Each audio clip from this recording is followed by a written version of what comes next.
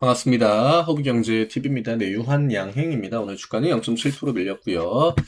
저점을 뭐 살짝이긴 합니다만 다시 한번 또 이제 갱신을 하는 그런 포지션이었고, 바이오가 이번 주는 일정상으로도 좀 불리함을 갖고 있습니다. 그 틈을 노려가지고 또 2차전지가 올라왔고, 또 지금 시장에 있는 이슈, 트럼프 관세 판결에 대한 기대감이 또 붙다 보니까 이럴 때는 기본적으로 관세로부터 데미지를 많이 받았던 섹터들이 반대로 기대감이 올라가는 그 시기죠. 바이오는 관세 이야기가 나올 때 상대적으로 굉장히 좀 잘 버텼던 그런 섹터이기 때문에 아무래도 피해가 많았던 그런 업종들이 먼저 올라가는 게 뭐 그렇게 비정상적인 흐름이다라고 보기는 어렵죠. 그래서 오늘 반도체도 쉬었고 반도체는 중형주급 종목들이 그나마 괜찮았죠. 삼전하이닉스는 좀 쉬었고, 그 다음에 바이오는 확실히 이제 JP모건 헬스케어가 이제 시작이 되다 보니까 시작과 동시에 이제 음봉이 좀 더 많이 나오는 그런 패턴들. 수급도 지금 외국인 기관들의 매도가 좀 이어지고 있죠. 요거는 좀 구조적인 거라고 보긴 해야 됩니다. 시속 게임이죠. 한쪽이 올라갈 때 한쪽이 매도가 나오네. 지금 이차전지 쪽으로는 또 이제 기관들의 매수가 찍히고 있거든요.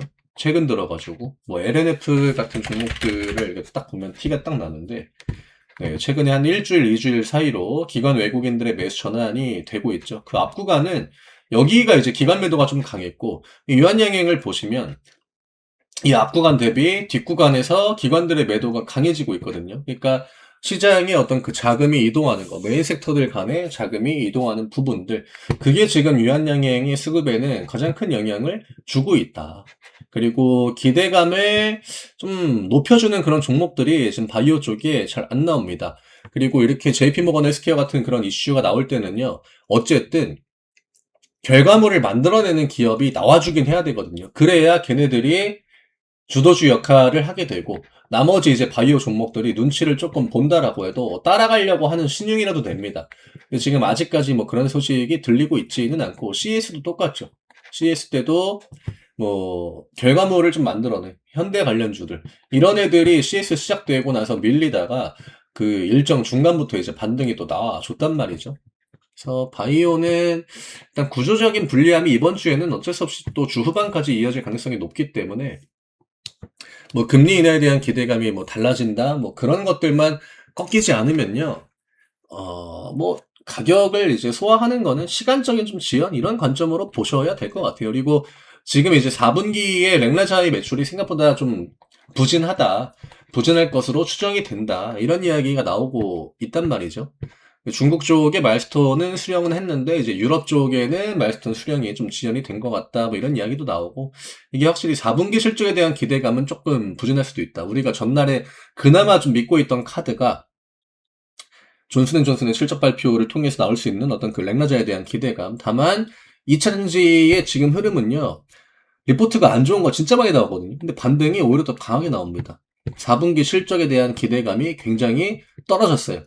근데 그 시점부터 LG엔솔이 실적 발표를 한 시점부터 또 공교롭게 반등이 나옵니다. 하루가 멀다 하고 목표가를 내리는 리포트들이 계속 나와요. 오늘 심지어 포홀도 목표가가 2만 원 내려가는 하향 리포트가 나왔습니다. 근데 2차전 종목들 중에서 가장 많이 올랐죠. 이렇게 기대감이 뒤집히는 거는 한순간이에요.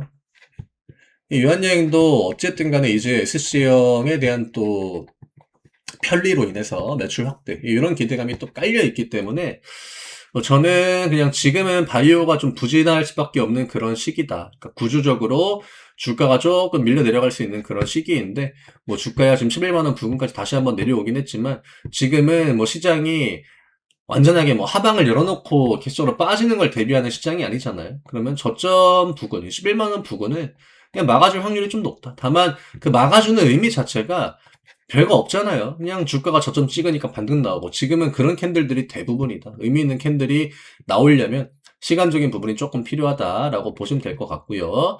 그리고 그러니까 26년에 대한 기대감이 어느 정도로 좀 형성이 되는지 이런 부분들이 결국에 유한양행의 장기적인 움직임에는 가장 중요한 요소라고 보시긴 해야 됩니다. 지금 뭐 실적이 정말 좋을 것 같아가지고 올라가는 종목들도 있지만 또 실적이 저점을 찍었다라는 관점으로 올라가는 종목들도 하나 둘 나와주고 있기 때문에 실적 시즌에 대해서 뭐 이렇게 크게 불리함을 뭐 갖기보다는 유한양행은 오히려 최근 나오는 리포트들은 딱히 뭐 투자 의견을 바꾸고 이런 거는 많이 없거든요. 종목에 물론 문제가 아예 없다라고 보긴 어렵지만 그래도 너무 부정적으로 볼 만한 그런 주가는 결코 좀 아니지 않나라고 저는 생각을 합니다. 그래서 오늘 이 정도로 좀 정리 드리면 될 것 같고 저희 오늘 씻는 내역도 정리해가지고 올려드렸는데 오늘 또 라방해가지고 무료 추천 종목도 드렸죠.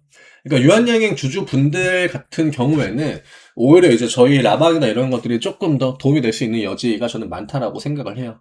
왜냐면 너무 지루하고 또 주가가 원하는 만큼의 그런 결과나 움직임들을 오랜 시간 동안 보여주지 못하고 있고 이럴 땐 심리도 밀리고 또 주식시장을 보는 것도 짜증나고 그렇단 말이죠. 저희 라방 들어오면은 뭐 종목뿐만이 아니라 무료추천 종목뿐만이 아니라 시장 관련된 심리 관련된 이런 코멘트들도 또 굉장히 많이 드리기 때문에 도움될 수 있는 부분들이 좀 더 많지 않을까라고 생각합니다. 그래서 오늘 이 정도로 좀 정리해 드리면 될 것 같고 저는 내일 다시 또 인사드리도록 하겠습니다. 감사합니다.